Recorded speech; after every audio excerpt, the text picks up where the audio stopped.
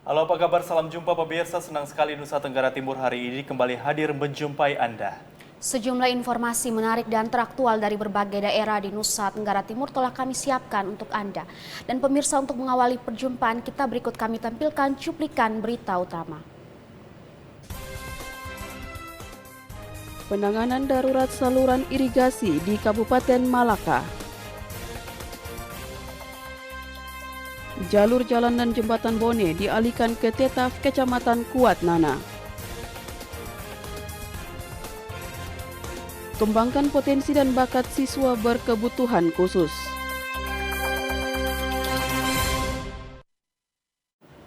Tiga cuplikan berita utama tadi akan kami rangkai dengan sejumlah informasi menarik lainnya. Bersama saya Aldi Soai. Dan saya Giti Berkanis, inilah Nusa Tenggara Timur hari ini selengkapnya untuk Anda.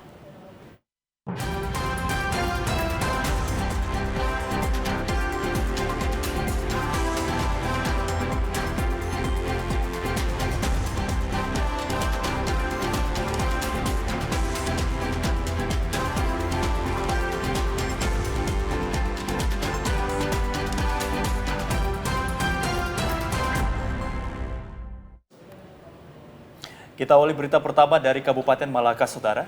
Saluran irigasi yang roboh akibat longsor di Desa Kakaniuk mendapatkan penanganan darurat dari Dinas PU Kabupaten Malaka dengan membentangkan geomembran dan tanggap darurat lainnya.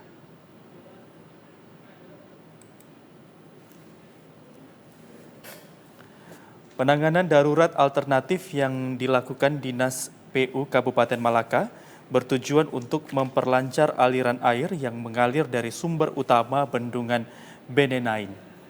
Penanganan darurat yang dilakukan tersebut belum memberi solusi karena terlihat air tidak mengalir lancar sehingga berdampak pada kekeringan lahan persawahan di beberapa kecamatan pada beberapa pekan terakhir.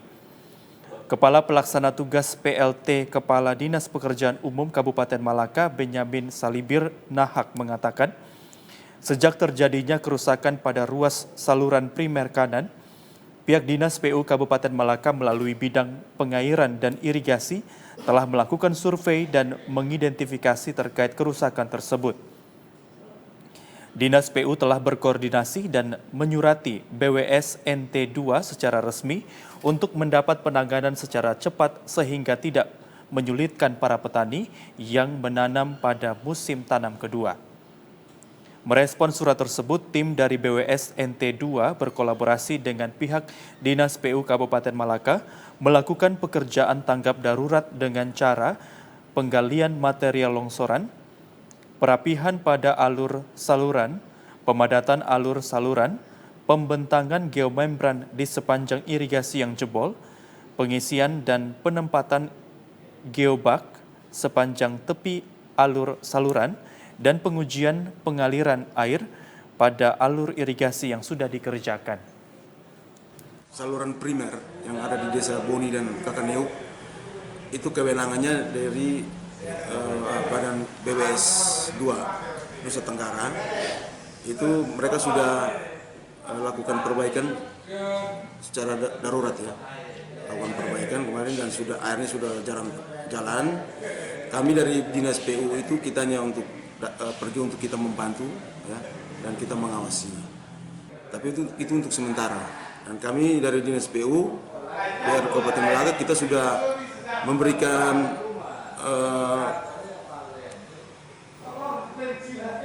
proposal ya, untuk dilakukan perbaikan secara permanen.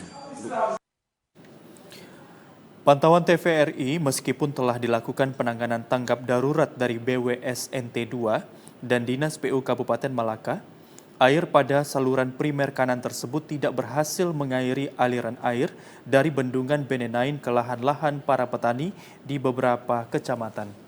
Yosman Seran, TVRI NTT. Saudara, musim kemarau membuat warga Desa Leonama, Kecamatan Solor Barat, Kabupaten Flores Timur mulai merasakan dampaknya.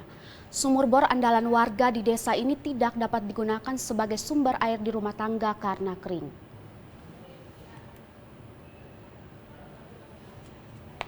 Warga di Desa Leonama sudah 2 pekan terakhir ini merasakan kesulitan mendapatkan air bersih. Pompa air di sumur bor pengadaan pemerintah desa 5 tahun terakhir yang dibiayai melalui anggaran dana desa demi melayani kebutuhan dasar masyarakat akan air bersih yang layak konsumsi tidak bisa dimanfaatkan. Kemarau panjang mengakibatkan warga di Desa Leonama terpaksa kembali memanfaatkan sumber air sumur galian yang selama ini tidak lagi dimanfaatkan sebagai pasokan air di setiap rumah tangga. Menanggapi kondisi ini, tua adat di kampung ini pun menggelar rapat bersama masyarakat guna mencarikan solusi. Di rumah adat atau korke, warga bersama tokoh adat bersepakat untuk menggelar reboisasi dan penghijauan di kawasan sumur bor dan sekitarnya. Dengan tujuan persoalan serius air bersih dapat ditanggulangi ketika memasuki musim kemarau di waktu mendatang. Dari Kabupaten Flores Timur, Patman Werang, TVRI NTT. Pemda Timur Tengah Selatan kewalahan memperbaiki kerusakan jalan dan jembatan di Desa Bone akibat longsor. Jalur jalan tersebut terpaksa dialihkan melalui Desa Tetaf, Kecamatan Kuatnana.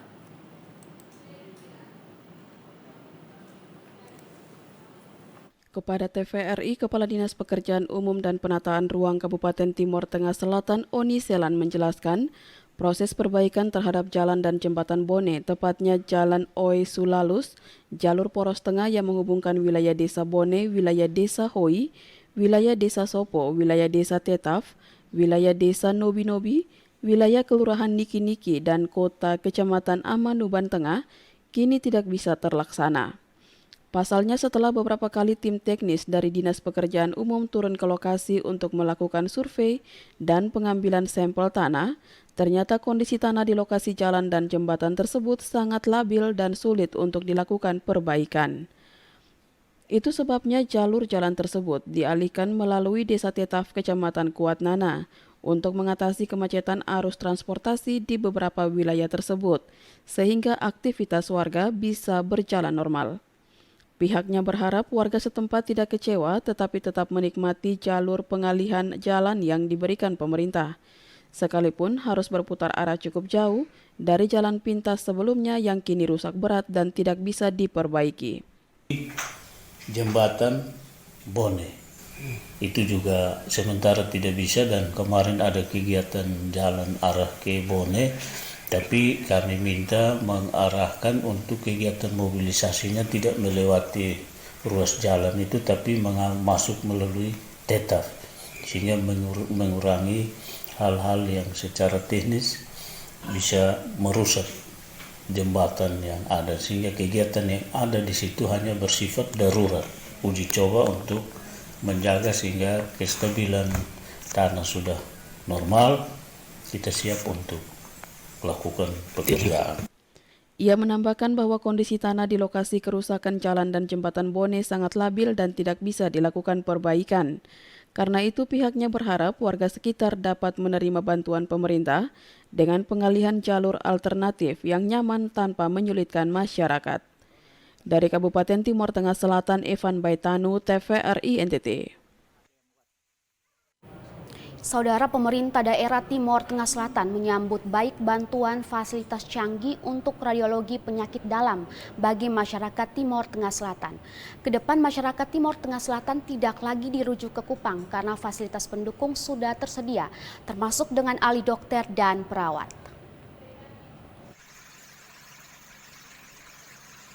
Kepada TVRI, Nahat Baunsele, Sekretaris Dinas Kesehatan Kabupaten Timur Tengah Selatan menjelaskan, atas nama pemerintah Kabupaten Timur Tengah Selatan, pihaknya berterima kasih dan menyambut baik kehadiran klinik Siloam yang bersedia membantu masyarakat Timur Tengah Selatan di bidang kesehatan dengan menyediakan fasilitas pengobatan yang canggih dan gratis. Kehadiran Siloam membantu pemerintah untuk melengkapi kekurangan fasilitas di Rumah Sakit Umum Daerah Soe. Dengan demikian, jika selama ini hampir setiap hari masyarakat di Timur Tengah Selatan harus dirujuk ke Kupang untuk mendapatkan dukungan fasilitas pelayanan kesehatan yang bagus, maka kini pelayanan di Soe khusus laboratorium radiologi penyakit dalam sudah ada. Siloam hadir menyediakan fasilitas canggih dan lengkap, serta dokter ahli dan perawat yang menguasai fasilitas teknologi tersebut bekerja sama dengan BPJS sehingga masyarakat mendapatkan pelayanan kesehatan yang lebih baik. Sudah mempersiapkan klinik ini bagi masyarakat Kabupaten Timor Tengah Selatan. Ini tentunya harapan masyarakat TTS bisa mendapatkan pelayanan terbaik di tempat ini, membantu pemerintah juga untuk memenuhi kebutuhan pelayanan kesehatan di TTS, karena memang rumah sakit kami juga masih punya banyak keterbatasan dan juga kadang harus merujuk ke Kupang. Tentunya cukup jauh, membutuhkan biaya yang lebih besar. Kita berharap dengan adanya klinik ini bisa semakin melengkapi pelayanan kesehatan di Kabupaten TTS. Ia menambahkan fasilitas canggih yang disediakan klinik Siloam tidak dipungut biaya.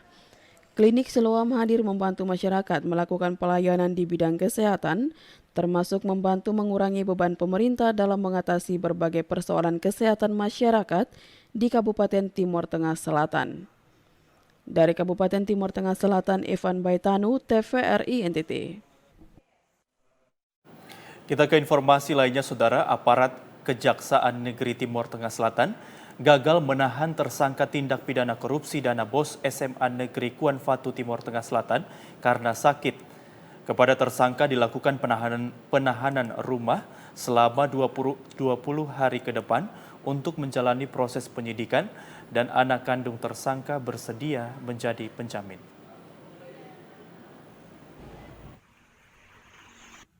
Kepada TVRI, Kejari Timor Tengah Selatan Sumantri melalui Kepala Seksi Pidana Khusus Samuel Otniel Sine menjelaskan, JAT, mantan Kepala SMA Negeri Kuan Fatu, gagal dilakukan penahanan selama 20 hari pada masa penyidikan di Rumah Tahanan Kelas 2 BSOE karena setelah dilakukan pemeriksaan 9 jam sejak pukul 9.00 WITA hingga pukul 17.00 WITA dan hendak dilakukan penahanan, hasil pemeriksaan kesehatan terhadap tersangka yang dikeluarkan oleh Dr. Raimot Banamtuan dari Rumah Sakit Umum Daerah Soe menyimpulkan bahwa tersangka memiliki riwayat penyakit darah tinggi dan penyakit mah kronis akut. Berdasarkan surat keterangan kesehatan tersebut, tersangka dipulangkan untuk menjalani perawatan medis dan proses masa tahanan rumah selama 20 hari ke depan.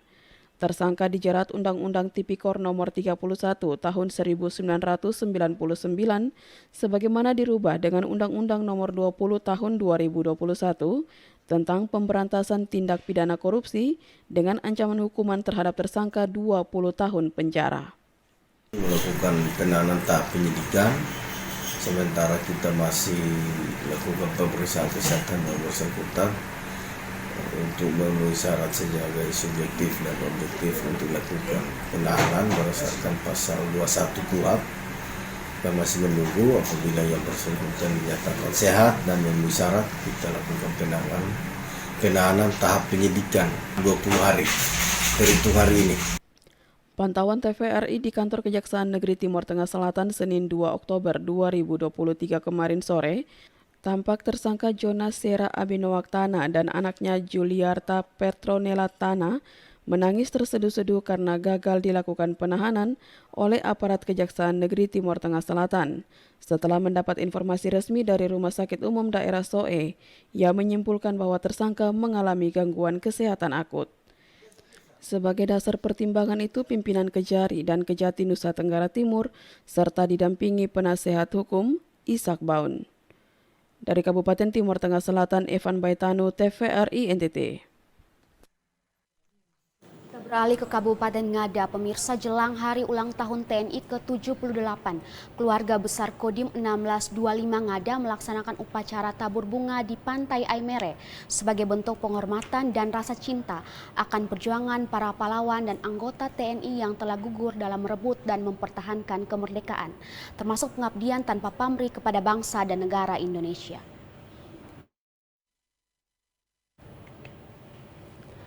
Acara tabur bunga di laut yang dilakukan oleh keluarga besar Kodim 1625 Ngada yang dipimpin oleh Dandim Ngada berjalan dengan sederhana dan diliputi rasa bangga serta penghormatan yang tinggi bagi jasa para pahlawan dan juga anggota TNI yang telah mengorbankan jiwa dan raga bagi kemerdekaan serta kemajuan bangsa Indonesia. Acara tabur bunga dilaksanakan dengan penghormatan pasukan yang bersenjata lengkap bersama anggota Persit Chandra Kirana Kodim 1625 Ngada. Berjalan begitu hikmat diiringi dengan doa terbaik bagi para pahlawan dan pendahulu anggota TNI dengan menaburkan bunga di laut. Dandim 1625 Ngada, Letkol Zeni Deni Wahyu Setiawan, menjelaskan bahwa jelang hari ulang tahun TNI kali ini, keluarga besar Kodim 1625 Ngada melaksanakan upacara tabur bunga di laut sebagai ikhtiar menjaga dan melindungi bangsa serta negara kesatuan Republik Indonesia, termasuk menjaga netralitas saat pemilu dengan semangat dan jiwa patriotisme yang tinggi. Yang kita laksanakan pada hari ini itu adalah salah satu bukti bahwa kami generasi muda yang sedang melaksanakan tugas sebagai anggota TNI tetap menghargai dan menghormati pendahulu-pendahulu kami, baik itu pahlawan ataupun senior kami yang sudah mendahului, yang telah membesarkan dan memberikan yang terbaik untuk TNI, sehingga apa yang kita lakukan pada hari ini sebagai acuan ke depan kita harus lebih baik dan harus lebih memajukan organisasi TNI sehingga menjadi pengawal demokrasi Indonesia maju. Seperti temanya yaitu TNI adalah patriot NKRI, sehingga dalam kegiatan tahun ke depan 2024 kami menjadi suatu organisasi yang netral, kemudian yang dapat mengawal demokrasi yang sedang berlangsung di Indonesia ini.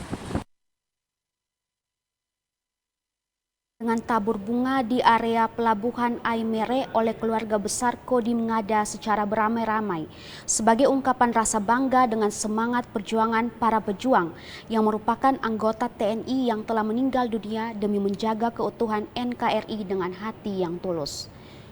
Dari Kabupaten Ngada, Leksi Nunu, TVRI NTT. Saudara, informasi menarik lainnya masih akan kami hadirkan bagi Anda sesaat lagi. Tetaplah bersama kami.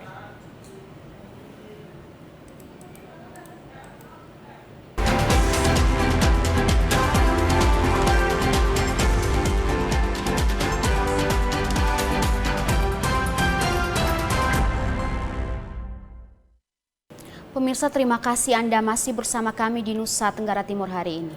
Ya, kita ke informasi selanjutnya, Saudara. SLBN Kota Raja menggelar kegiatan ulang tahun sekolah yang keempat kemarin dengan diisi berbagai pentas seperti fashion show, band dari anak tunanetra, tarian, serta puisi. Pada momen ini, SLBN Kota Raja mengimplementasikan penguatan profil Pancasila sebagai bagian dari kurikulum Merdeka. SLBN Kota Raja sebagai sekolah dengan sistem satu atap dari tingkat SD, SMP, dan SMA mempunyai 120 orang siswa dan 51 tenaga pendidik dengan 5 kekhususan yaitu tunanetra, tunarungu, tunawicara, tunagrahita, dan autis. Dalam momentum ulang tahun SLBN Kota Raja yang keempat, seluruh siswa mempertunjukkan berbagai bakat yang disalurkan dalam berbagai kreasi dengan bimbingan guru SLBN Kota Raja.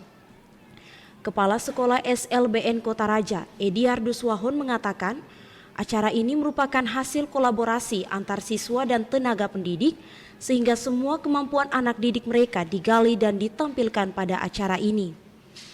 Berbagai produk kreatif siswa dipertunjukkan anak didik mulai dari fashion show, band anak tunanetra, tarian, puisi, serta pantomim. Ia menambahkan, acara kali ini sekaligus pengimplementasian penguatan profil Pancasila sebagai sekolah yang menerapkan kurikulum Merdeka. Tentu harapan saya ke depan, saya berharap anak berkebutuhan khusus tidak ada lagi yang tidak sekolah. Kita semua media publikasikan bahwa anak-anak berkebutuhan khusus punya hak yang sama untuk mendapat pendidikan yang berkualitas seperti anak-anak di sekolah umum. Ya, sehingga tentu harapan saya pemerintah, orang tua, stakeholder semua kita berkolaborasi untuk bisa memajukan pendidikan berkebutuhan khusus ini untuk anak-anak berkebutuhan khusus di daerah kita, provinsi kita ini. Edi Arduswahun berharap anak berkebutuhan khusus harus mendapatkan hak untuk bersekolah dan pendidikan yang berkualitas. Selain itu, ia berharap pemerintah, orang tua dan stakeholder dapat berkolaborasi untuk memajukan pendidikan anak berkebutuhan khusus di Nusa Tenggara Timur. Menurutnya, seluruh elemen tersebut harus menerapkan pendidikan inklusi kepada anak-anak tersebut sehingga hak mendapatkan pendidikan dapat dirasakan layaknya anak-anak pada umumnya. Dari Kupang, Simon Padang, Adi Mataratu, TVRI NTT. Pemirsa, petani organik di Kabupaten Kupang meminta agar pertanian organik juga bisa distandarisasi oleh Balai Penerapan Standar Instrumen Pertanian atau BSIP Provinsi Nusa Tenggara Timur. Kendati baru 1 tahun hadir di Nusa Tenggara Timur, tetapi Balai Penerapan Standar Instrumen Pertanian atau BSIP NTT memiliki banyak pekerjaan rumah untuk melakukan standarisasi potensi pertanian dan peternakan di Nusa Tenggara Timur. Salah satunya adalah standarisasi terhadap pertanian organik. Bahkan pertanian organik di Kabupaten Kupang sendiri meminta agar pertanian organik berbasis ekoenzim di NTT bisa distandarisasikan. Seperti disampaikan oleh Nikolaus Benuban Aceh, salah satu pegiat pertanian organik berbasis ekoenzim. Ia mengatakan ada begitu banyak petani yang saat ini mulai mengembangkan pertanian organik. Tetapi apa yang dilakukan oleh petani saat ini belum memiliki standarisasi yang pasti. Untuk itu kehadiran BPSIP NTT ini membawa angin segar bagi petani dan pegiat organik, dengan harapan agar pertanian organik bisa distandarisasi. Tentunya harus dimulai dari inventarisasi dan pendataan terhadap jenis-jenis produk yang dihasilkan oleh pegiat atau petani organik. Menurutnya, komunitas ekoenzim sendiri sedang mengembangkan berbagai pertanian organik berbasis ekoenzim. Tetapi jenis pertanian ini terancam akan ditiru dan diklaim oleh orang lain, karena produk ekoenzim bersama aplikasi turunannya belum distandarisasi. Alasan pertanian organik ekoenzim ini perlu distandarisasi karena selain menghasilkan produk-produk pertanian organik yang berdaya saing, tetapi juga sangat bermanfaat bagi lingkungan dan kesehatan. Untuk itu ia meminta agar BPSIP bisa menginventarisir produk-produk pertanian organik berbasis ekoenzim dan bisa distandarisasikan. Tentunya kami memiliki sumber daya manusia yang ada untuk mengelola sumber daya alam harus didukung oleh pemerintah sehingga sumber daya yang ada dapat ditingkatkan selanjutnya. Kalau menurut kami upaya dari BPSIP standarisasi yang diberikan kepada kami itu ada perlu menginventaris hari ini yang pelaku-pelaku pertanian organik yang ada di mengikuti kegiatan hari ulang tahun ini sehingga mereka itu ke depan itu terinventaris dan dapat dijadikan sebagai produk utama di NTT ini. Pertanian organik berbasis ekoenzim bisa distandarisasi sehingga mendapat pengakuan bahwa pertanian organik tersebut merupakan bagian dari kekayaan potensi pertanian di Nusa Tenggara Timur. Dari Kabupaten Kupang, Kris Poto, TVRI NTT.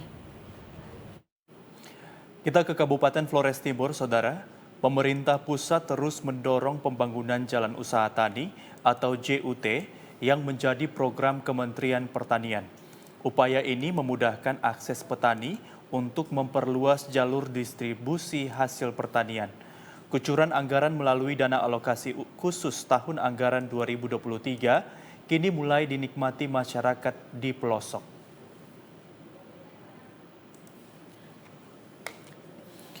Ketua Kelompok Tani Nubun Baran, Dusun Welo, Desa Painapang, Stefanus Tolok Ruron, kepada TVRI menuturkan proyek pengerjaan jalan usaha tani yang dibiayai melalui program DAK Fisik Kementerian Pertanian tahun anggaran 2023, alokasi sebesar 380 juta rupiah dan dikerjakan secara swakelola oleh masyarakat setempat dalam program padat karya sehingga dapat membantu meningkatkan daya beli masyarakat di tengah situasi inflasi dan resesi ekonomi global saat ini. Olehnya ia bersyukur atas kebijakan pemerintah pusat yang terus mendorong peningkatan kesejahteraan petani di desa melalui pembukaan akses jalan melalui program Jalan Usaha Tani ini sehingga mempermudah mobilisasi hasil komoditi pertanian masyarakat menjadi semakin cepat terdistribusi ke pasar maupun ke rumah, memperlancar mobilitas alat dan mesin pertanian, mengangkut sarana produksi menuju lahan pertanian, dan mengangkut hasil produk pertanian dari lahan. Kita mungkin sekitar 75% sudah bisa. Luas pekerjaan? Ya, panjangnya berapa? Ya, panjangnya buka dengan buka panjangnya, buka baru itu panjangnya 2 kilo. Lalu peningkatan melalui pemasangan tevor dengan urukan ini dengan 1 kilo 450. Anggaran itu pagunya 380 juta. Pantauan TVRI, masyarakat petani di Dusun Welo secara gotong royong melaksanakan kegiatan pekerjaan pembukaan JUT. Saat ini, kegiatan fisik pekerjaan JUT telah mencapai 80-an%, sementara para pekerja dibayar dengan upah 75.000 per hari orang kerja atau HOK. Dari Flores Timur, Patman Werang, TVRI NTT. Ya pemirsa, informasi menarik lainnya akan kami hadirkan setelah jeda berikut ini. Untuk itu tetaplah bersama kami.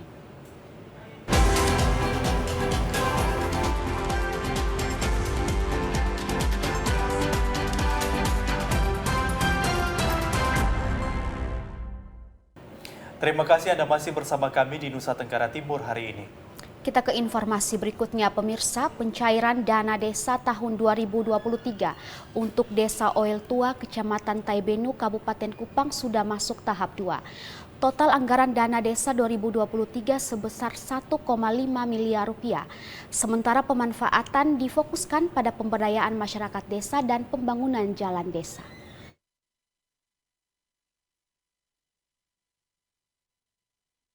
Dana desa menjadi bentuk perhatian pemerintah untuk memberikan kesempatan pada desa dalam mengoptimalkan potensi yang dimiliki.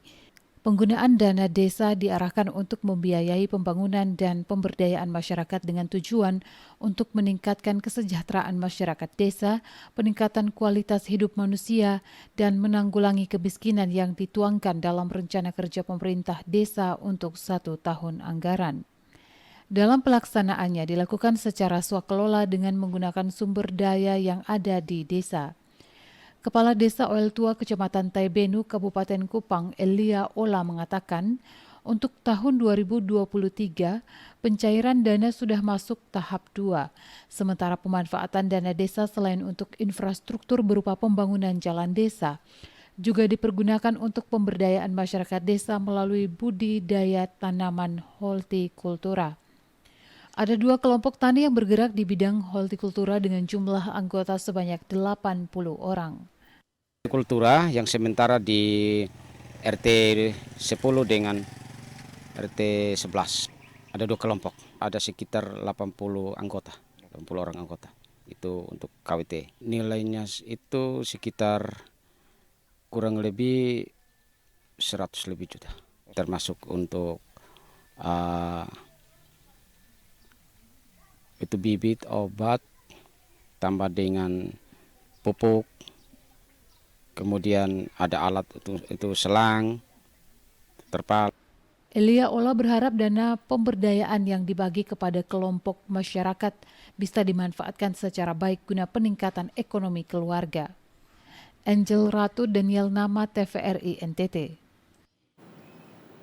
Kita ke informasi lainnya, Saudara. Komisi Pemilihan Umum Kabupaten Flores Timur sesuai jadwal menetapkan Selasa 3 Oktober 2023 pukul 00 waktu setempat sebagai batas akhir masa pencermatan dan perbaikan berkas bakal calon legislatif DPRD setempat Selanjutnya akan diverifikasi dan ditetapkan sebagai daftar calon tetap dalam pemilihan legislatif 14 Februari 2024 mendatang.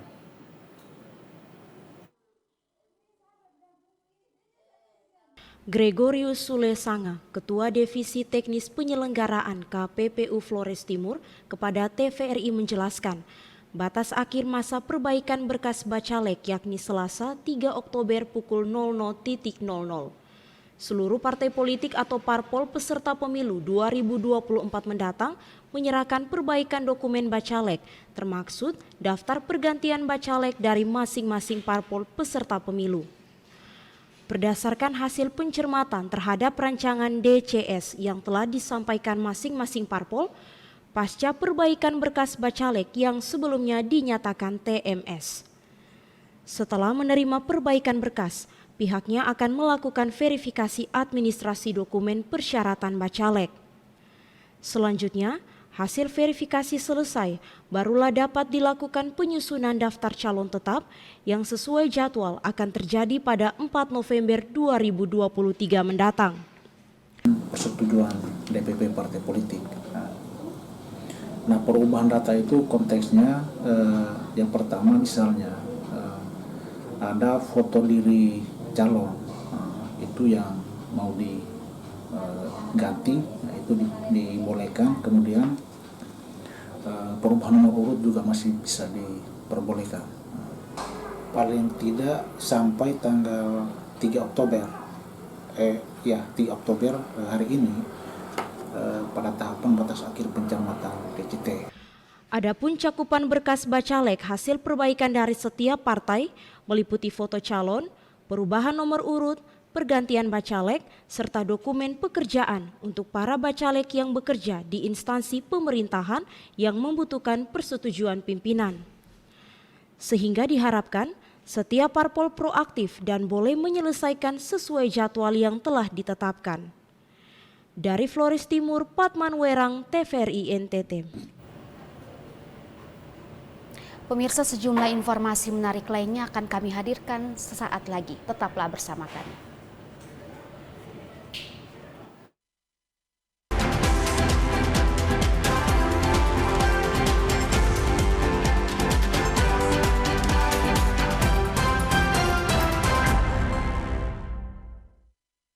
Anda masih bersama kami di Nusa Tenggara Timur hari ini. Kita ke informasi berikutnya, pemirsa. Dinas Kependudukan dan Pencatatan Sipil atau Dispenduk Capil Kabupaten Kupang saat ini selain melakukan upaya pemenuhan dokumen administrasi kependudukan atau Adminduk bagi masyarakat umum, tetapi juga memprioritaskan pemenuhan Adminduk bagi remaja usia 17 tahun.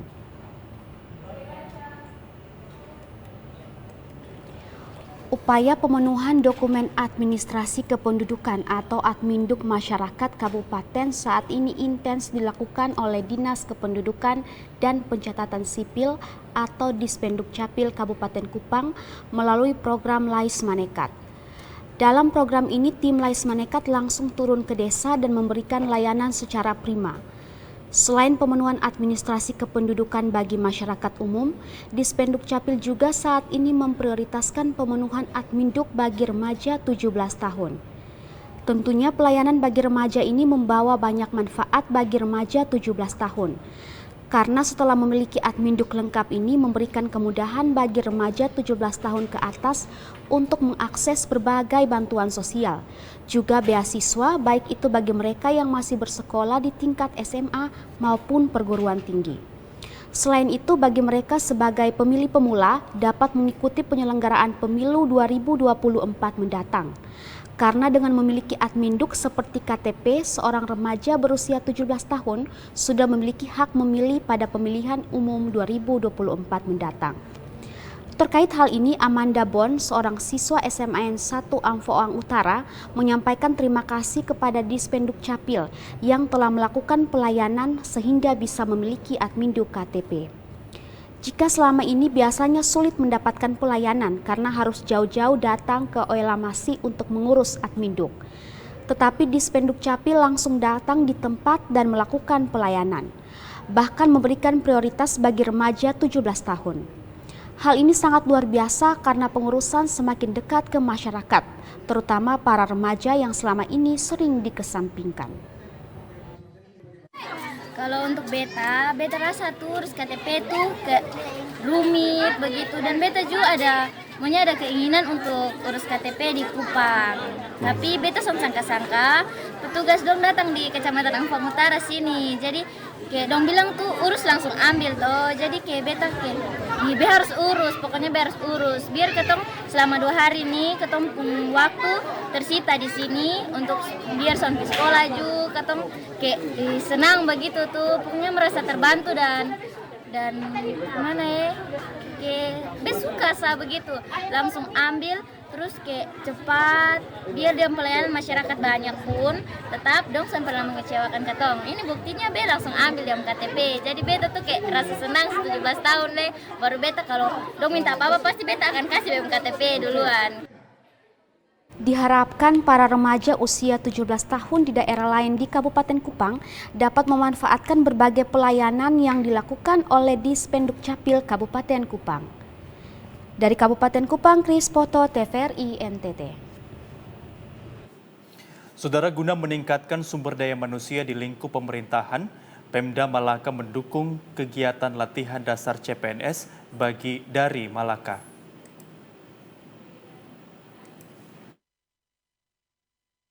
Sebanyak 268 peserta CPNS dari Kabupaten Malaka mengikuti kegiatan latihan dasar atau LADSAR guna meningkatkan mutu sumber daya manusia di lingkup pemerintahan Kabupaten Malaka. Kegiatan ini dilakukan secara bertahap atau per gelombang sebanyak 6 kelompok. Kegiatan latihan dasar merupakan satu kewajiban yang harus diikuti guna menjadi aparatur sipil negara secara 100% dan bekerja sesuai dengan Undang-Undang ASN.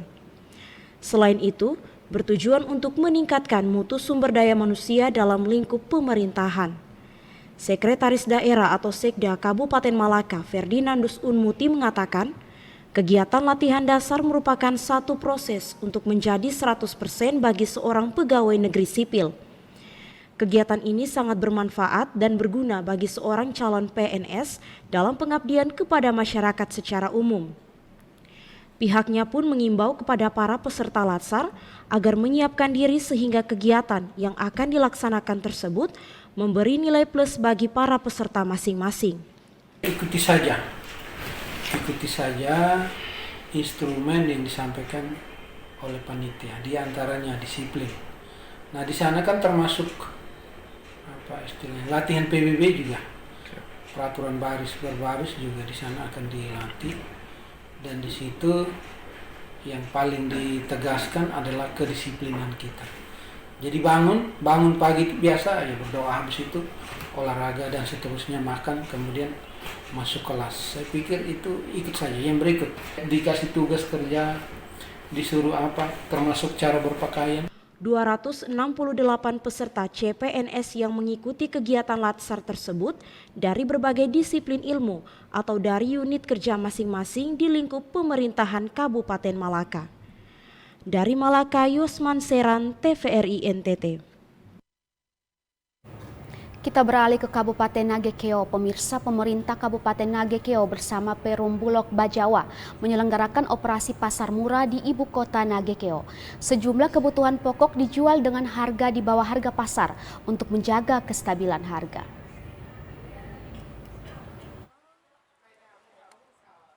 Untuk menjaga stabilitas harga di pasar, pemerintah Kabupaten Nagekeo melalui Dinas Koperindak bekerja sama dengan Perum Bulog melakukan kegiatan pasar murah di Ibu Kota Mbai, Kabupaten Nagekeo. Sejumlah kebutuhan pangan dijual dengan harga di bawah harga pasar. Di antaranya beras dijual dengan harga Rp11.000 per kilogram. Selain beras, operasi pasar murah juga menjual beberapa kebutuhan lainnya seperti telur ayam dijual dengan harga Rp55.000 per rak. Minyak goreng Rp18.000 per liter. Gula pasir Rp690.000 per kemasan 50 kg dan bawang putih Rp38.000 per kilogram. Sekretaris Dinas Koperindak Kabupaten Nagekeo, Crispinus Saturnus Ledo Bude mengatakan, Kegiatan operasi pasar murah sebagai bentuk kepedulian pemerintah dalam rangka menjaga kestabilan harga pasar yang saat ini mengalami kenaikan pada berbagai komoditas pangan. Kegiatan operasi pasar murah mendapat respon dari masyarakat di Kabupaten Nagekeo. Hal ini terlihat dari animo masyarakat untuk mendapatkan barang dengan harga terjangkau cukup tinggi. Beras sebanyak 4 ton lebih habis terjual. Ini namanya kegiatan stabilisasi pasokan dan harga pangan. Kerjasama antara Dinas Koperindak Kabupaten Nagekeo dengan Bulog Bajawa. Hari ini terjual sebanyak 4.250 kg dengan harga jual per kilogram itu Rp11.000. Kegiatan ini dalam rangka untuk menstabilkan harga pangan, terutama beras yang hari ini di Mbai sudah mencapai angka Rp15.000 per kilogram. Pemerintah Kabupaten Nagekeo berkomitmen untuk terus melakukan operasi pasar di berbagai kecamatan dan bahkan hingga desa-desa guna menjawab kebutuhan pangan bagi masyarakat setempat. Dari Kabupaten Nagekeo, Doni Moni, TVRI NTT. Kita ke informasi lainnya, Saudara. Beringin dan lagundi merupakan beberapa jenis tanaman lokal yang memiliki potensi baik yang jika dipadukan dengan kreativitas dapat dikembangkan menjadi bonsai bernilai tinggi. Kontes dan pameran bonsai di Kupang baru-baru ini menampilkan aneka kreasi serta jenis bonsai yang dikembangkan oleh komunitas-komunitas pecinta bonsai yang ada di Kupang dan sekitarnya. Berbagai kreasi berhasil menarik perhatian pengunjung dan para hobis untuk berlama-lama mengitari halaman depan Gedung Sesando untuk dapat menikmati hasil kesabaran dan keterampilan pemilik bonsai. Pada kesempatan itu hadir perwakilan dari Rumah Bonsai Indonesia yang menjadi juri sekaligus membagi pengalaman serta edukasi bagi peserta kontes, pemerhati maupun masyarakat tentang keunikan bonsai. Apri Diratome, Ketua Rumah Bonsai Indonesia Nusa Tenggara Timur, sebagai salah satu komunitas yang turut memberi dukungan serta ikut ambil bagian dalam kontes dan pameran mengatakan bahwa pemahaman para kreator dan seniman bonsai semakin diperkaya dari waktu ke waktu. Demikian pula pemahaman jenis dan teknik serta perlakuan terhadap bonsai pun terus berkembang. Komunikasi dan jejaring yang baik dibangun oleh komunitas-komunitas yang memiliki ketertarikan akan bidang yang sama, yaitu bonsai, sehingga mendorong peningkatan literasi dan motivasi bagi masyarakat umum untuk mulai mengetahui, menyukai, dan pada akhirnya turut mengembangkan bonsai sebagai salah satu hobi mereka. Perlihatkan bahwa ini bukan sesuatu yang mahal sebenarnya kalau misalnya kita punya kiat-kiat tersendiri.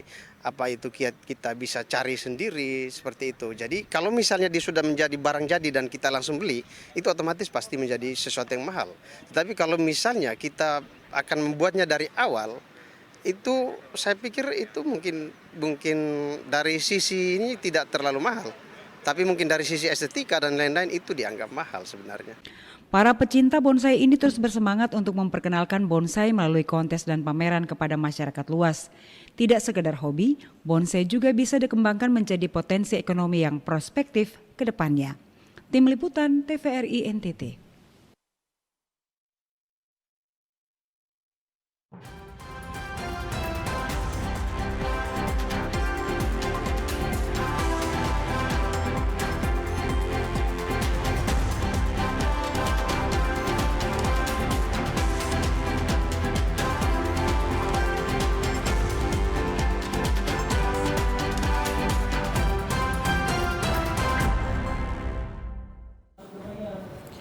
Saudara, informasi tadi sekaligus mengakhiri kebersamaan kita hari ini.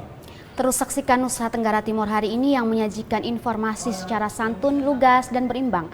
Hanya di TVRI NTT Media Pemersatu Bangsa.